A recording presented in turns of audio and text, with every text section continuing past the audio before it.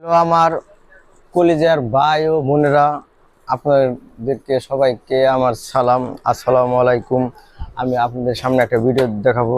আপনারা দেখতে পাচ্ছেন এই রাইস কুকারটা আপনার বা ঠিক মতন হয় না কিসের কারণে তা তো আমাদের দেখতে হবে, তাই না? আমার দেখতেছেন এই রাইস কুকার কয়েলটা এরকম কয়টা যে বেঁকা দিছে, বেঁকার কোনো শেষ নাই। এটা আপনি ঠিক মতন বাড়িটা বসে না, তার জন্য বারটা সঠিক মতন হয় না। তারপরে আপনার মনে করেন যে এরকম একটা সুন্দর কয়েল লাগাই দিন, দেখছেন? এই কয়েলটা লাগাইলে এই কয়েল আর এই কয়েল দেখছেন কত সুন্দর দেখা যায়।